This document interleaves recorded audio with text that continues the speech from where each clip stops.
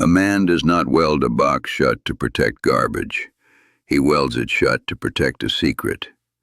Somebody in Caldwell, Ohio, had taken a torch to a steel toolbox and sealed the lid down cold, on purpose, and left it to rust for a reason nobody at the auction could guess. By the time the gavel fell, every man on that lot thought they were watching an old fool waste $60 on a box that would never open. They were wrong about the box, and they were wrong about the old man. Walt Henley stood at the front of the crowd with his hand still resting on the lid, not moving, while the big man beside him laughed loud enough for the whole county to hear it. Walt was 72, broad through the shoulders, a little stiff now in the knees, the way a man gets after 50 years of kneeling on concrete with a torch in his hand. His face was deep-lined and sun-browned, his hair short and steel gray under a faded denim cap, white stubble along his jaw. His eyes were pale and steady, the kind that never moved fast, because they had spent half a century learning that most things worth seeing did not require a hurry. He wore a chambray shirt gone soft and white at the elbows, and the gray grime of welding soot was worked so deep into the creases of his hands that 50 years of scrubbing had never gotten it fully out. That habit of his, crouching, going still, letting his thumb do the looking before his mouth did anything, was older than the county itself. It went back to a leather-aproned foreman named Otis Freeman, who had taught a 15-year-old Walt to strike his first arc in 1927, and had given him more or less weekly the same instruction. Any fool can lay a bead, but a tradesman reads one. Walt had spent 57 years reading them. He could tell by the run of a seam whether the man who'd laid it had been calm or scared, certain or guessing. It was a kind of literacy the county had quietly stopped needing. The new shops bought parts off a shelf and threw the broken ones in the scrap bin. A man who could read steel like a letter was a trade the modern world was finishing with, and Walt knew it better than anyone standing on that lot. He bought the box anyway. Walt's days, in the autumn of 1984, ran on a rhythm so old it had stopped feeling like a rhythm at all. He rose early out of habit rather than need, ate plain, and was in his shop behind the house before the dew burned off the grass. The shop was small and orderly in the particular way of a man who has owned every tool in it for 30 years and knows which drawer holds which gauge of rod. Otis Freeman's old leather apron still hung on its nail by the door, stiff and cracked now, kept there the way a man keeps a thing he is not ready to stop owning. Caldwell knew Walt the way a small town knows its quiet fixtures, not intimately, but with a settled, unquestioned respect. He mended what people brought him: a gate hinge, a mower deck, a busted casting somebody couldn't afford to replace. He charged fair and never argued a price, and men paid him because his work outlasted the bill. Among the handful of tradesmen left in that part of Ohio, there had been one Walt nodded to without needing words for it: Elias Ward, who ran the machine shop on the Depot Road and who could turn a part to 1/1000th of an inch by feel alone.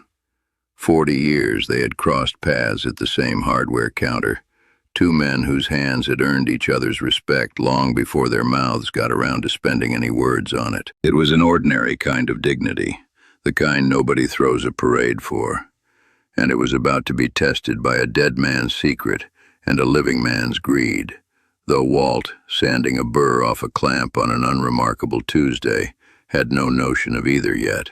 The man who'd laughed was Buck Mallerie, 48 years old, heavy-set, in a red company polo straining across his belly, jowls sunburned and clean-shaven, hair thinning. Buck ran the biggest salvage and scrap operation in 3 counties, and he bought steel the way a butcher buys cattle, by the pound, never wondering what had lived inside it. His flatbed tow truck sat at the gate with his yard's name stenciled on the door. $60, Buck said, loud, so the men along the chain-link fence would hear it. $60 for a box you can't even open. What are you going to do, old-timer? Hang it on the wall? He grinned around at the crowd. Look at him. The Tin Man bought himself a tin box. The name stuck before the auction had even finished. The men laughed the way a crowd laughs when the loudest man in it hands them permission. Walt said nothing. Steel does not answer to noise, and neither, after 50 years, did he. What none of them knew, what Buck Mallerie, grinning in his good red shirt, could not have known, was that the box had come out of the shop of Elias Ward, dead the winter before after 51 years running that building, and that its lid had not rusted shut by accident. It had been welded, on purpose, by a hand that knew exactly what it was doing. Men weld a thing open. They do not weld a thing shut unless they mean for it to stay that way, and unless there is something inside worth the trouble of the weld. Walt was the only man on that lot who understood the difference between rust and a seal. He had crouched by the box for 10 long minutes before the bidding even opened, reading glasses down his nose, running his thumb slow along that lumpy bead, while the other men kicked tires on a flatbed trailer and bit up a drill press nobody needed. What his thumb told him, his eyes only confirmed a breath later. That weld had not been laid by a careless hand, or a rushed one. It had been run steady and close and deliberate. A clean, cold seal, under 50 years of rust, laid by a man who'd had a reason. It took 2 younger men and a hand truck just to wrestle the box onto Walt's pickup, and the old truck's tailgate sagged hard on its springs under 160 pounds of rusted steel and whatever was sealed inside it. Buck watched from beside his clean flatbed and said something to the man next to him that made them both laugh again. Walt ratcheted 2 straps over the box, checked each one twice with a thumb hooked under the webbing, climbed into the cab, and drove the 9 miles back into Caldwell at 35 miles an hour, with no hurry in him at all. There is a kind of patience that looks exactly like foolishness, right up until the moment it doesn't. And Walt Henley had a lifetime of it strapped down in the bed of that truck, rolling slow toward home, while behind him the whole county was already deciding what kind of fool he was. The story got around Caldwell before the box was even off the truck. By Monday, men who hadn't found a reason to stop by Walt's shop in years suddenly had one. A hinge that needed looking at, a mower deck that might need mending, and they leaned in the doorway and looked instead at the welded box squatting on his floor. Roy Tibbetts, who ran the feed store and had known Walt since they were boys, stood there a long minute before he said it plain. "Walt, you gave Buck Mallerie's auction $60 for a thing that won't never open. What's got into you?" Walt was filing a burr off a clamp and didn't look up. "It'll open," he said, and that was the whole of his answer. By Wednesday, the Tin Man was what they were calling him down at the diner. Said warm enough, but said all the same. And Buck Mallerie told the story twice over a plate of eggs, building it bigger each time he told it. Walt heard about it and didn't answer. He'd spent 50 years learning that a thing either opens or it doesn't, and that the noise a crowd makes hasn't got anything to do with which. This is where the story behind the box starts to matter more than the box itself. Elias Ward had opened his shop on the Depot Road in 1933, a lean, upright man who could turn a part to 1/1000th of an inch by feel, and never once raised his voice doing it. For 51 years, the Ward shop made and mended whatever kept the county running: pump shafts for the wells, gears for the grain elevator, a broken casting for a man who couldn't afford a new machine.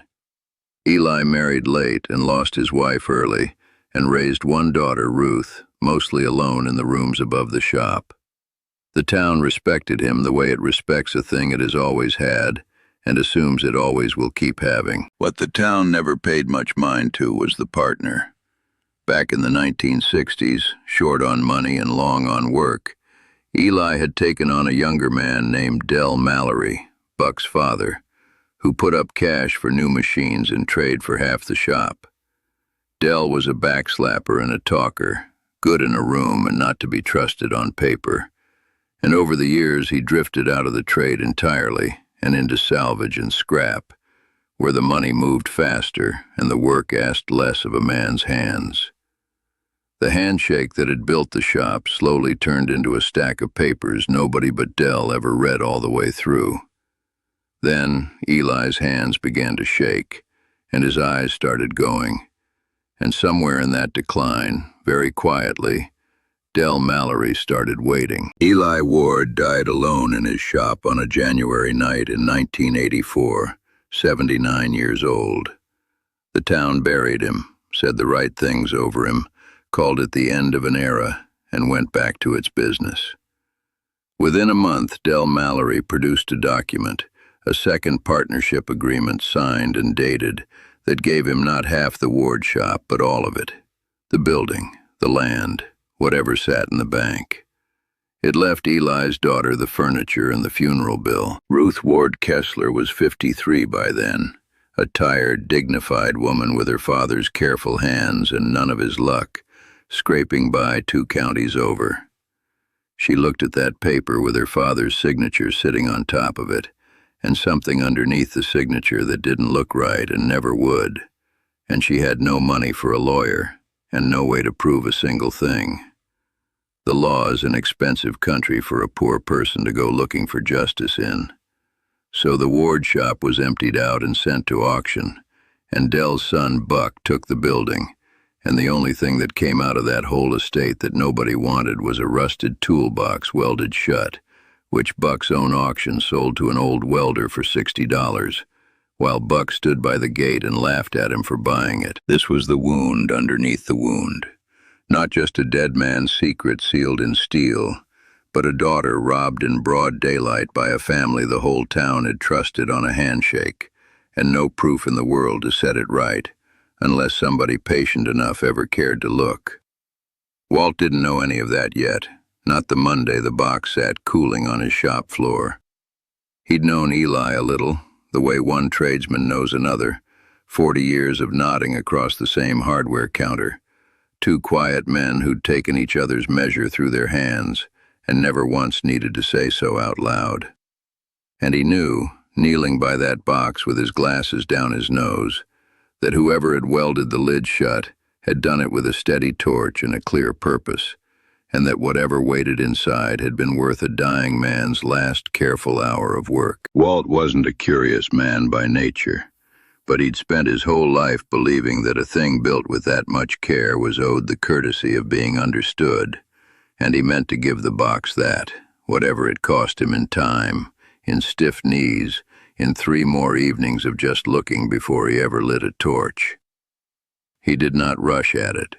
For 3 evenings he only looked, wire brushing the rust off the seam a little at a time until the weld showed clean underneath, a single steady bead, run lid to body, all the way around, without a hitch or a wobble in it anywhere. The work of a man whose hands had gone bad at the fine machining 1/1000th of an inch demands, but who could still, with a torch braced and his elbows held tight to his ribs, lay one last honest seal. Walt understood it then, plain as a name on a page. Eli Ward had welded this box shut himself. Near the end, when a steady cut was about the last steady thing the man had left in him. A man does not seal a box like that against the weather. He seals it against people. And Walt, with no idea yet what waited inside, felt the back of his neck go cold with the certainty that he was the first man Eli Ward had ever trusted to open it, chosen for nothing else but being patient enough to try. He cut it on the 4th night.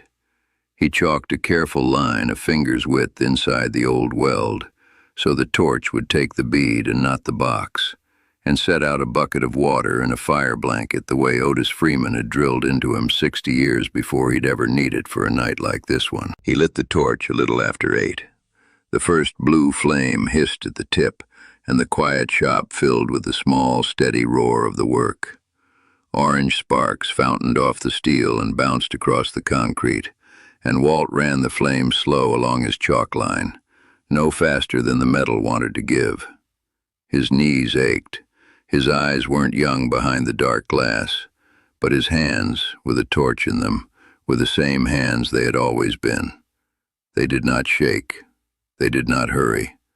A little before 10, The last of the weld let go, and the lid of the box nobody at the auction could open came free in Walt's gloved grip with a sound like a held breath finally letting go of itself.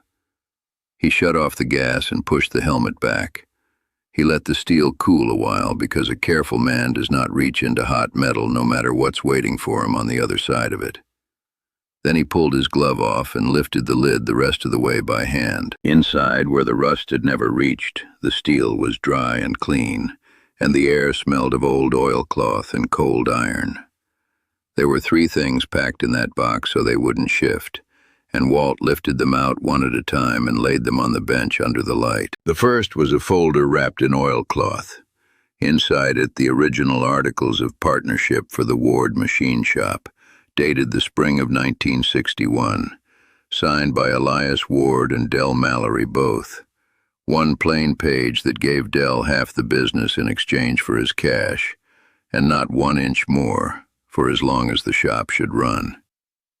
Folded in with it was a second sheet, in Eli's own exact hand, a dated witness statement, signed by Eli and by old Otis Freeman before he'd passed, swearing that Eli had signed only the one agreement in his life, that any paper claiming to give Del Mallerie the whole shop was a forgery laid over his shaking signature, and that the true and equal half of everything was, and had always been meant to be, his daughter Ruth's. The proof Ruth Ward Kessler had needed and could never reach had been sealed in steel 9 miles from her own front door the entire time. The second thing was money. Not sitting in any bank the Mallories had a hand in. Eli had stopped trusting those rooms years before. But cash, a thick brick of it banded in paper, 5s and 10s and 20s, saved out of 51 years of honest parts work. The rainy day account of a careful man who'd watched his partner turn slick and made sure to keep something where slick hands could never reach it. Walt was no banker, but he'd held enough of other men's hard-earned savings in his life to know what he was looking at. Money enough to hire any lawyer in the state, with plenty left over to start a daughter's life back up again. The third thing was a letter, 1 page folded twice, in a steady, old-fashioned machinist's hand, sealed in an envelope marked only in pencil. To the man with patience enough to open this, Walt Henley, 72 years old, alone in his shop a little before midnight, put on his reading glasses and read a dead man's last honest words. "If you are reading this," Eli Ward had written, "then you did what no one in a hurry ever could, and that tells me I can trust you. Because a man who will spend a whole night on a sealed box is a man who finishes what he starts. I welded this shut with my own torch because it was the last clean weld I had left in me, and because the man who calls himself my partner cannot lay a bead, and so would never think to look inside a thing he could not pry. What is in this box is the truth, and my Ruth's half of everything I built. Del has a paper he is waiting to use. It is a lie laid over my shaking name. Do not let it stand. Find my daughter Ruth Kessler and put this in her hands, and let an honest tradesman be the one to undo what a slick one did. A man's life is not the noise his partner makes over his grave.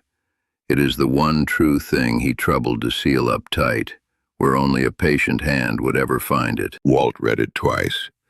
Then he folded it along its old creases and sat a long while in the quiet, the cut box open in front of him, the shop cooling around him, and somewhere out past the window the first gray light beginning to come up over Caldwell.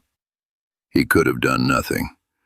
An old man with $60 in a rusted box and no stake at all in another family's grief, and no one would ever have known the difference.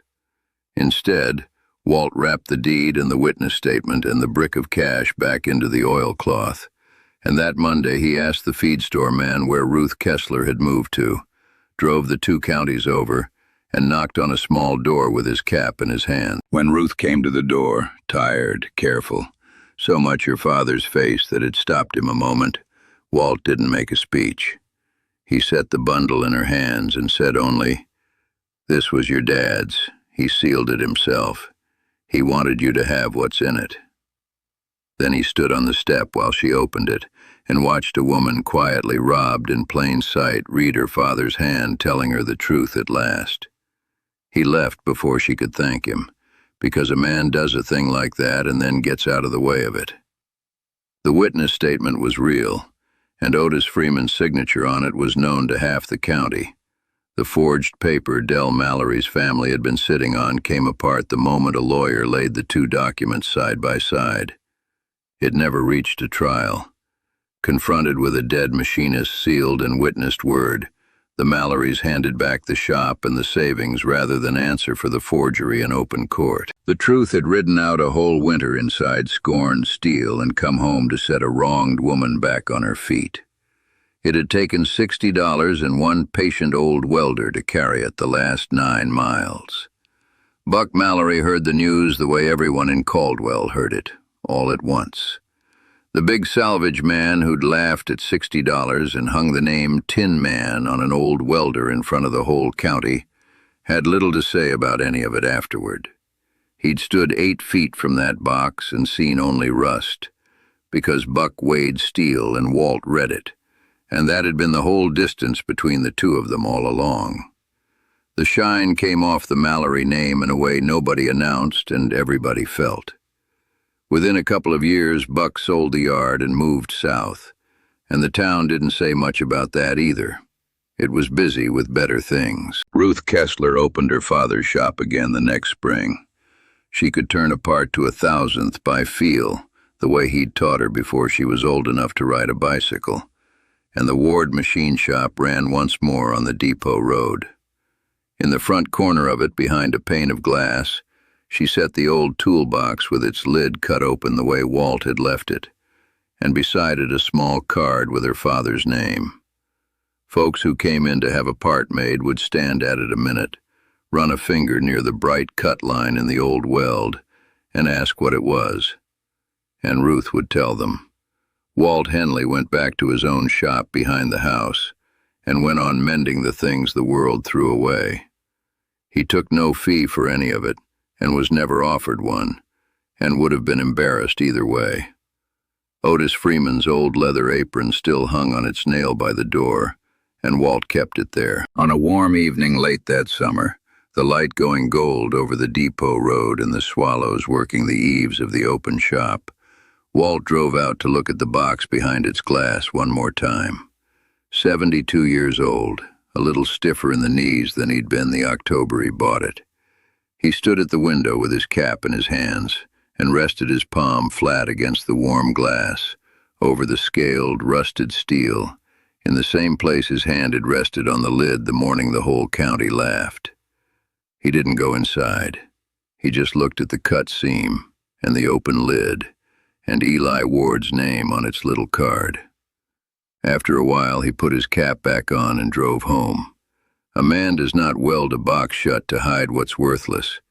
He welds it shut to make sure the right hands are the ones that finally open it. So I'll leave it the way Eli left it, for whoever has the patience. If you'd crouched at that auction and felt that weld run steady and deliberate under your own thumb, would you have paid the $60 and trusted a dead man's sealed box to be worth a whole night with a torch? Or would you have laughed along with the loud man in the red shirt and let the truth rust shut for good? If this is the kind of story you want more of, quiet people, read right, stay close. There's another one next week.